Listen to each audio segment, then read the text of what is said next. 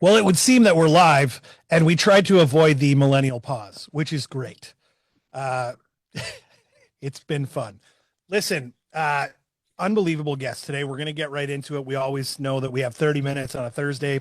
We're an hour early today for with good reason. We needed to get Rebecca on the show, so we decided to work around her time instead of everyone working around ours. Rebecca, listen, let me just talk about Rebecca for a second. Uh, if you're grinding through life right now and you feel like you might have some success, but you're not really sure that it feels quite right, you probably might want to listen and stop and listen to this, because today's guest, Rebecca, has blown up her life in every way you can imagine, made all the mistakes, left a high control religious group, ended a marriage, lost her whole social circle, and somehow figured it all out, came out on the other side with not just like any kind of success, but like a blueprint that she decided to sort of use to help other people, Yep. which is pretty cool. Rebecca Mountain is a coach, a speaker, and author, but more than that, she's someone who's been through that fire and come out the other side, which is pretty awesome. Yep. She's helped me through some tough times, I will say. We've cried together, or at least I've cried in front of you. I don't mind admitting it, because anybody that knows me knows I cry. Rebecca, how are you today?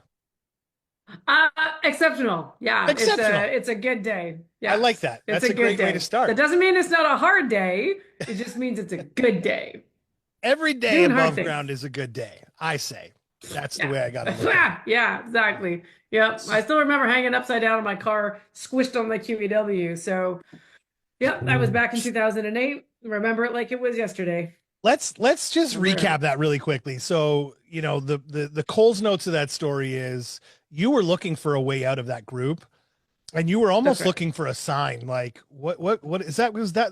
That's how that worked, right? And you were like, this happened, and that was your answer. A car accident. I wasn't looking for a sign. Yeah, near-death experience, always good. I wasn't looking for a sign, but I was definitely looking for a way out. And the cult that I belonged to, they would scare you into saying the only way, or what happens when you actually think of leaving, is you die one of two ways: cancer or a car crash. When I was hanging upside down, squished on my car, after careening backwards off of the Appleby line on-ramp in Burlington, because my car had actually spun around on black ice, but I was going about 80 when I entered the on-ramp. So it was fast. Anyway, so I'm hanging upside down and I'm like, hold up a second. Like, I'd followed the rules all my life. And I thought that was going to give me, the salvation, the safety, that everybody wanted. And I realized that it brought me nothing but misery. And I decided that it was time to, like, not only just get out of the car, but just get out of everything that was entrapping me. So the cult entrapped me, so I left that. I had been married for 11 years. I was with them at that time until 17 years. It's not a happy marriage. And so we're just like, let's just blow that up. So I did. Then I lost my job because I was working for people in the cult. They fired me over Christmas. Super nice. And so I was on the other side. I didn't know how to go to the movies. I didn't know how to get a mortgage. I didn't know how to get cable. I'd never put on makeup. I hadn't cut my hair, never really wore pants because you're not supposed to. And there's all these things that I didn't know how to do. But standing alone in a completely unfurnished duplex, with like no furniture because we hadn't closed the house yet, was better than staying entrapped in that kind of situation. But then I had to like, what am I going to do now? And I had to rebuild from there. So I got another job, got fired from that job, decided that I'd been fired a bunch of times, so I should probably stop. It was 2009, late 2009. I launched a social media company, never having used Facebook before, but no one else knew how to use it. So all I had to know was more than you guys did. So I would teach myself something, teach it to my clients that I got. And then I would say, okay, next week we're going to do this. And then I'd teach myself that. And then I would bring it and I'd teach them the next week. They didn't know that. And it's 16 years ago, so I can say this with impunity. But that's how I built $1 million agency. But that was 6 years ago when I looked at myself and I'm like, the cult is still in here. It's still inside my heart. It's still inside my mind. And there was all this self-sabotage behavior that I was continuing to use as regular behavior. And I'm like, okay, it's time to get that out. How the heck do you do that? So for the past 6 years, I've been writing books. I've written 3 books. I speak on stage. I've been doing high performance coaching, and I've been testing all these different methodologies and processes and frameworks to find out what actually works in a systemic way to pull out the joy and the expertise and the knowledge that we have that we're not executing on. We're not living our best life because we're pulling back. Why? Where does that start? And it's a different starting point for everybody, but is able to devise a way where people can actually do a self-assessment. And through that self-assessment, you can say, there, that's my block. And you go through all the 12 stages of this methodology called the mountain method, which I know it's my name. We'll get to that in a second. Makes sense. It's not, I know, but it's not based on my name. It's based on a theory. But the idea is that there is a process we must go through to understand our barriers and then to be able to build frameworks and processes to break them down so that all that we know and all that we love can actually flow without resistance. So the idea of the mountain. Can I ask you a quick question in that before you continue? Yeah, sure. How much Go did for it. fear play a role in everything you've done up to this point? Oh, Because it's I so imagine like everything. you were sitting in front of each of these things that you came across and you were like, I don't know how to do that. And what if I screw that up? And you were questioning. And I think there's a lot of people sitting there in their world, in their chair, in their wherever watching this, you know, whatever, going, or they have some sort of decision to make in front of them or some sort of thing that they want to do in front of them that's just sort of hanging there.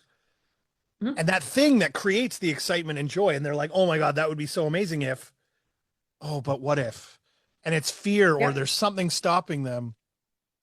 How much of that fear played a part of every little piece of everything you've just told us, which, by the way, is amazing.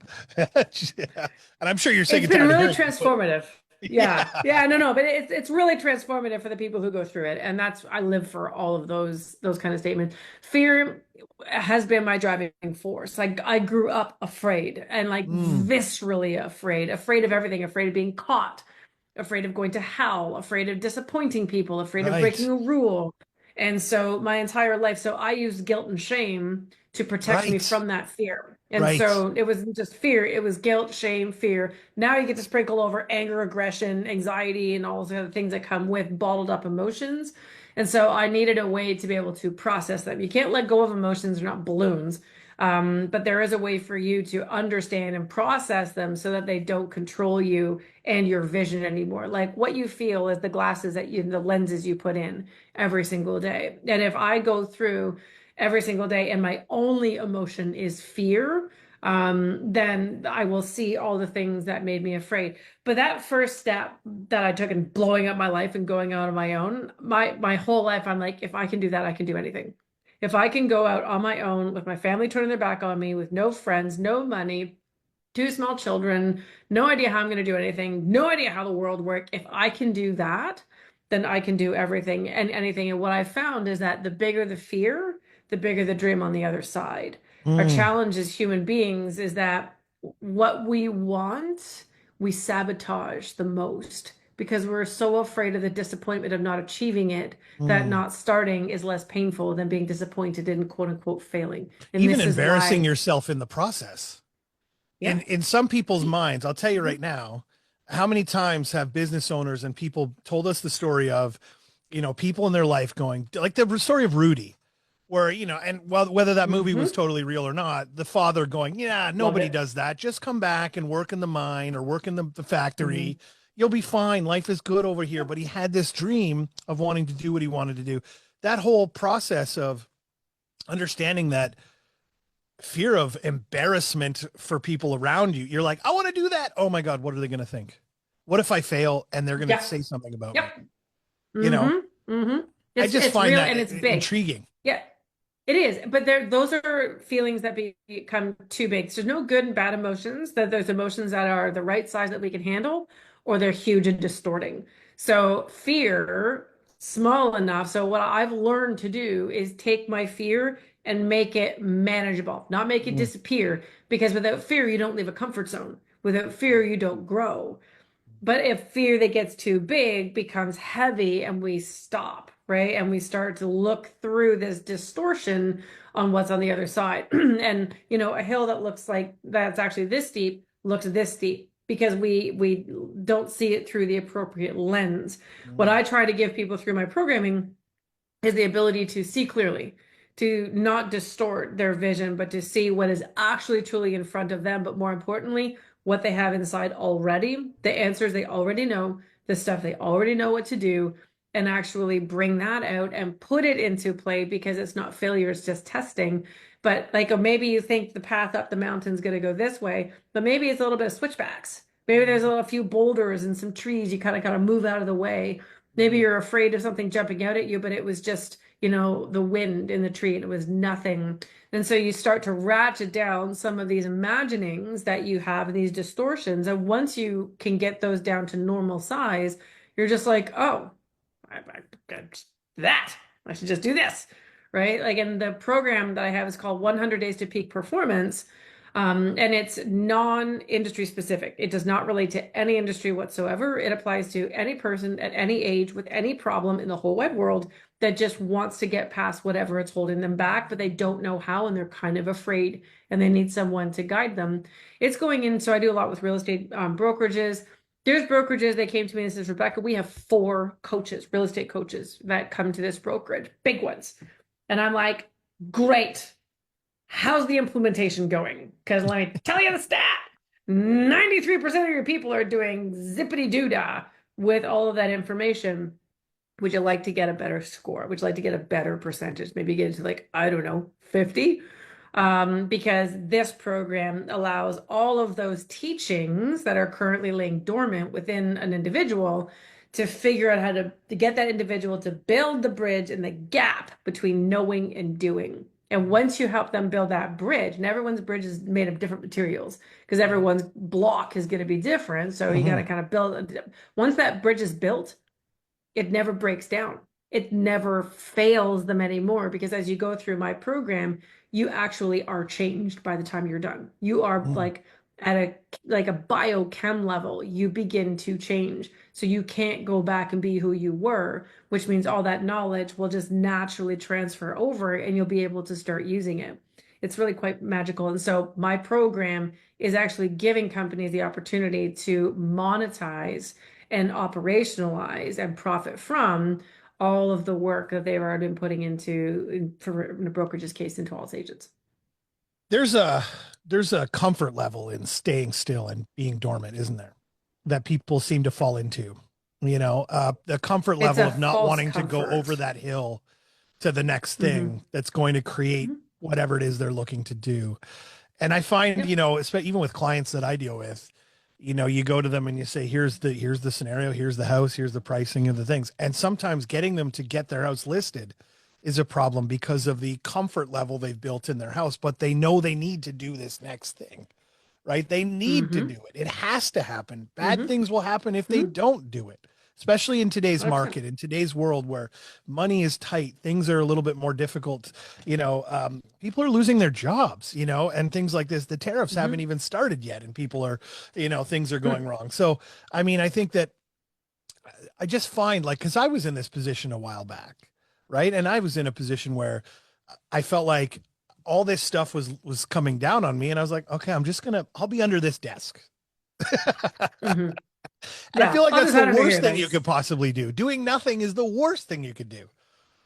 No? Am I right? It is. And it is actually the worst thing you can do, because the more you stay where you are, the further away your dream doesn't just stay still. Your dream will leave. And so the longer you stay where you are, the amount of effort and different kind of energies that you're going to have to put out to be able to get that dream become magnified. So to call it a comfort zone is a misnomer. It's a torture chamber. Is really what it is. You're right. It's not a comfort zone. No. Yeah, because we torture ourselves, because all we do is we look at it I need to do that. And then all of the things that could go wrong become the gap between where we are and where we want to get to. It's all our imaginings. It's vapor. It's not real. But if you tell yourself something often enough, you believe it to be real. But it's not. And this is it. It's all of the shit is just not real. It's That's not the real. hardest It isn't. part. It literally isn't real, right? So, I'm a great course and content creator, great marketer. I built a whole learning management system. It's my system, so it's not built on any kind of Kajabi or Thinkific platform. It's mine. And so I had to take a leap of faith to put, oh, I don't know, I'm up to about $80,000 into this thing. I don't care because it's going to work really, really, really, really, really, really well. But I had to get over the whole idea of like, well, what if nobody comes? What if this doesn't do what I think it's going to do? What if people roll the video and they're just like, well, that's garbage, right? So, it is my biggest fear that I had to take and I had to shrink into something that I could use as fuel. But if I'd stayed back where I was, like there's nothing short of absolute unmitigated torture that I would have been experiencing as I So watched my a dreams therapist die. told me one time, depression is looking to the past and anxiety is Mhm. looking to the future. Yeah, And anxiety is what if, what and if, and depression depression is is, yeah, if only. if only. And the problem with those two things, again, to this point, is you can't change the past. And you certainly may not be able to control the future outside of your own self if things happen, Yeah, right? we're So terrible at it. focus on the Hmm. present and focus on the things you can control. And I mean, I know Hmm. that sounds easy when there's people going through massive anxiety and depression and so on and so forth. When you just say those words, it makes it sound so simple. It's a little more difficult and Hmm. requires effort and so on and so forth. But it was an eye-opening moment for me because when I heard those words, I was like, yeah, yeah. So again, all just talking about things that are in the ether that haven't happened or I can't do anything about. So it Hmm. really sort of shocked me into this kind of moment of like, oh, so now what? Now I have no more excuses for those things in a way. I mean, you know what I'm saying? Like Hmm. Yeah. Yeah. now I gotta And do that's something. part of the process. Yeah. You got to strip away, but people can live their entire lives in the what if world and they call themselves really good planners, but they're not really good planners. I've heard everything, right? Mm. I'm just a really, really good planner. I'm like, no, you're a bundle of anxiety and you're going to give yourself a heart attack, Yeah. right? So, and anxiety and panic attacks are unprocessed emotions that eventually they blow. So it's called emotional leakage. So the more you're like, oh, I got this under control, you take your emotions and stuff them, the more dangerous it becomes and the more prone you are to these emotional outbursts, whether it's an anxiety outburst or whether it's an anger outburst or whether it's a depression outburst. Like you're in that, and then you can't control it. Now, all of that tight control that you had put over yourself for years and years and years is no longer there. And people get hospitalized, they get sick, they get into accidents, they do crazy things that can be really destructive to themselves, their relationships, or to other people's safety and well-being. So, the very first session of the program is emotional resilience. And it's a framework that has been used in psychology forever, that allows people to stop and recognize, okay, hang on a second, what's actually going on? Give it a name and then work it through. And it takes no more than 2 or 3 minutes to actually work through this emotional resilience framework. And if you look at trillion-dollar hedge funds and billionaires and people, they will say that emotional resilience and regulation has been the number one foundational element of their success. It is not what they know. It is not what they do. It's not how creative they are or their connections. It is their ability to stay focused and clear no matter what is going on in their world. And that's where that whole idea of I'm here and there's my mountain, that's where you have to start. You have to stop creating the boogeyman and Mm. making the mountain look like it's, a cliff face when really it's a mountain meadow.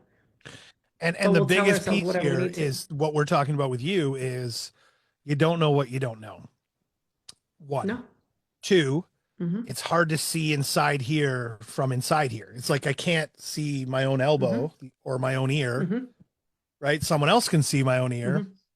That's why we have doctors to look at us and stuff like that. Yep. So Hmm. it's the same with your positioning where you're like, That's listen, right. you think you know you and what's Hmm. going on with you based on your set of circumstances. But sometimes it takes that outside person to take a look inside the under the hood of that car and go, Yeah, no, this is the maybe issue not. over here. Not that. You thought it was that. That's not the That's problem. right. This is the Yeah. problem. And so, and the compounding problem, because most often, like that, you're absolutely right. You can't read the label on the bottle that you're in. Someone Yeah, used that quote. that's And good. I I like that. absolutely loved it, right? And sometimes we need to change the ingredients a bit, but we don't really Yeah. know what our mixture is, so we kind of like make it up as Right. we go Right. along. But one of the challenges that I face, so I wrote 3 books, I've spoken on stage to thousands of people, and I can look into the audience and I'm like, y'all need help and you all want this. You all want my training, but my private coaching is not cheap because it's Right. not cheap. It's incredibly difficult work and it takes time and effort. Well, that's what you pay for. You pay for the result. But my challenge has been how do I get that kind of training in front of as many people as I can Mm, at a price point people can do? And that's what right. I just launched a month ago. Perfect. And anyone can be certified to teach it. And once I have a trainer, then they set their price and they set it whatever they want to do. Some trainers set it at a low price because they just want volume. Others will set it at a higher price because they add some one-on-one elements or some other type of coaching into it. It's up to them. But ideally, it's a price point. I mean, really at 1/100th of what it costs to go through my program. Like my coaching, private coaching is 18,000 a year. You can actually get cohorts for the current program I have for $300. Amazing. That's Yep. incredible. And I mean, there's that really that puts you in a position to sort of say, what are you waiting for at this point? I, Because I needed to take out that barrier, the cost barrier, because it's actually the number one reason people don't take coaching is because they think they can figure it out themselves right, and they right, stay in their torture chamber. You can't right. figure it out. You can't. I couldn't. I didn't rebuild my life by myself. I tried and it took a lot longer and I got in a pile of trouble But here's the until I got thing. help. Here's the thing. If I wanted to fix my car, which I am the worst person for that, don't even start, right? Hmm. I Hmm. would have to go on YouTube and and I'd have to figure out this, figure out that. I'd have 16 different videos open. Oh my gosh, this is this. Oh, why doesn't this look the right way? You know, Hmm.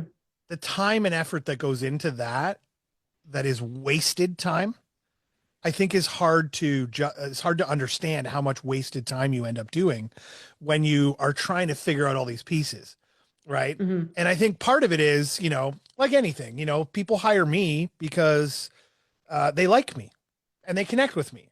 And there might be people that won't hire you because that Rebecca, I'm not really connected, I don't know, whatever. Fine, that's cool. I'm sure you're comfortable with that.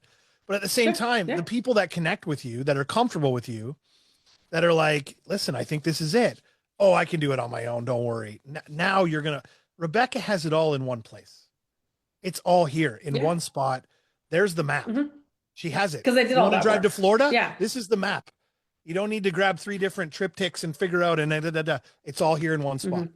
That's really what you're Yeah. saying to me right now, which Yep. I think But is it's the also most not powerful. just it's not just here in one spot, it's in the right order.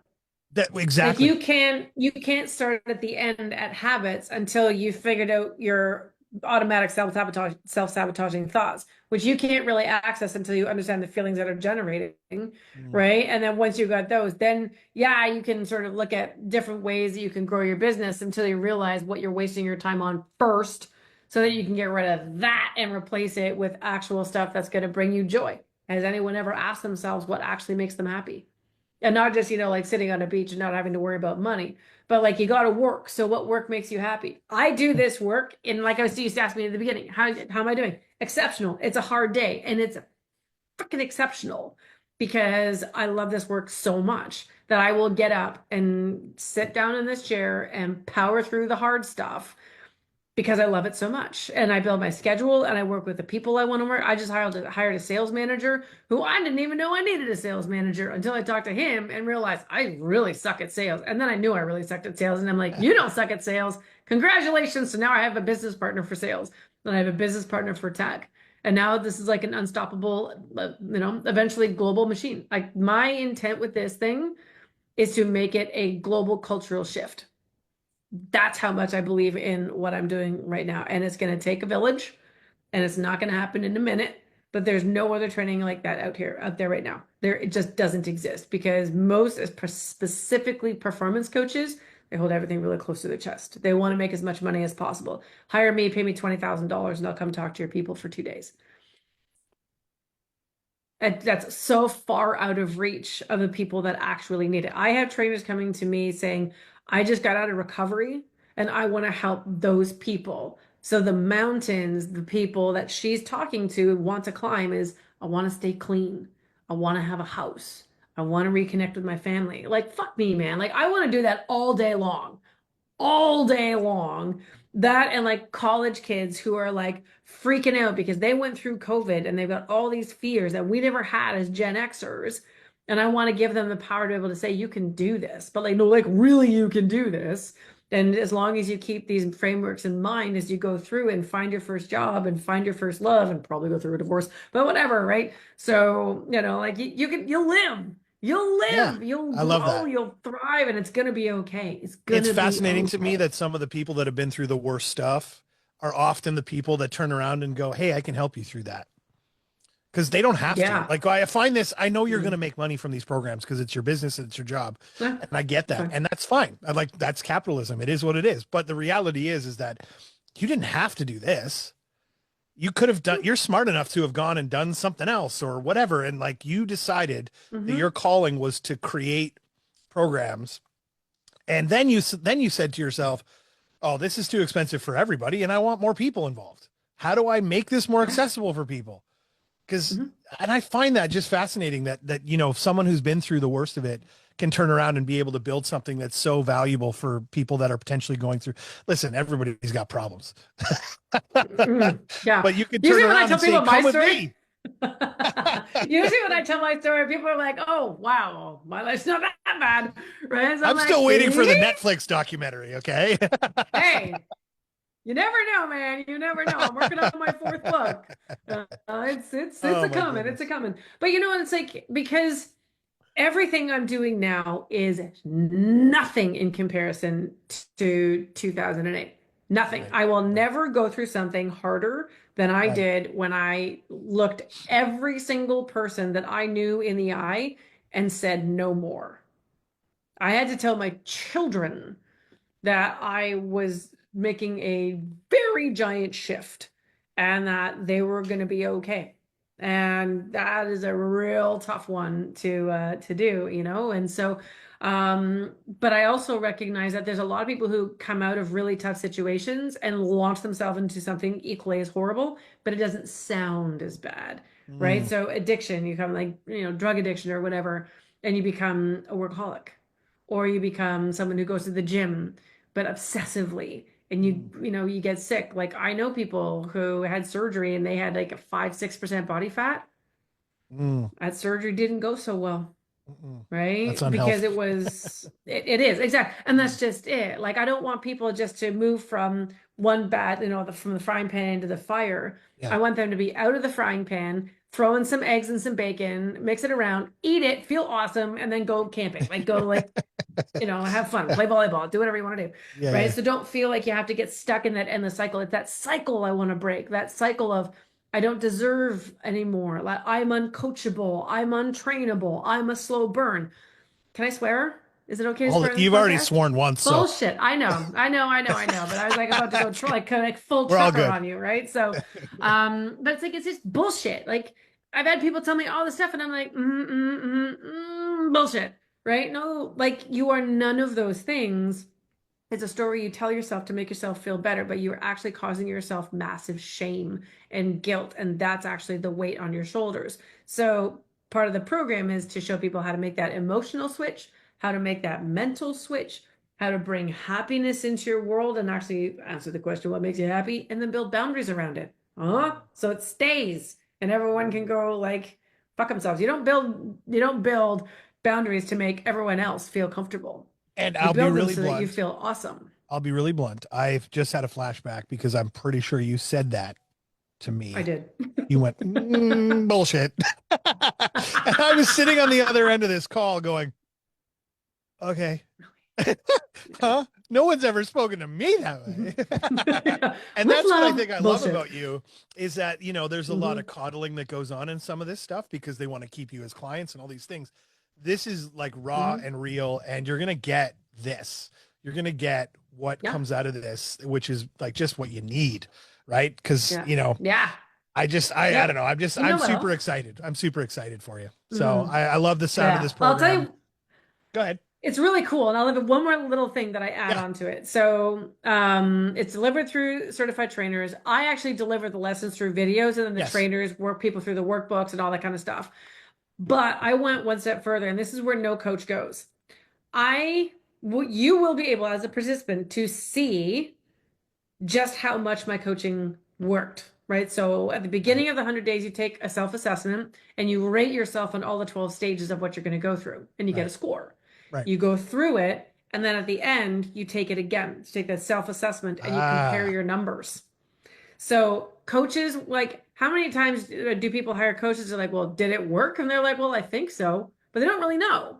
I feel so confident in the programming and in the trainers and how it's delivered, and the discussions that happen, that I think there's no way you don't come out of this a different person. It's just, where are you most changed? And the nice thing is, it's a link you can retake every 3 months, and you can continue even though you're done the program. You can retake the program, because every mountain you climb is you have a whole bunch of different stuff that you're going to come up mm, against. for But sure. even if you never take it again, and you're just like, I just want to see, am I continuing to grow? Have I hit a high performance level in, mental acuity, or in my ability to be productive, or influence, or emotional resilience? You can actually track that. And you just take it every 3 months. It's That's free. amazing. I love it. I love it. Well, we're running up against it. I'll tell you right now, I'm pretty sure Andrea's already put all the links down below. I say this every week, and I always look, and they're already there. So if you want to get in Good. touch with Rebecca, the links are down below. Just click on those in the links in the comments, and someone will reach out to you. I don't know how your system works, but someone will reach out to you and get in touch It's and get usually you me. logged in and signed up and all the things. Mhm. Thank you. I appreciate you. Thank You're you. amazing. I appreciate you. Thank you for having me Even share and little spread my snippets of message. time, even little snippets of time talking to you brightens the soul. So I appreciate you. Mission accomplished. It's a good All day. right. I'm going to just say goodbye to everybody. Thanks for watching, and we'll talk soon.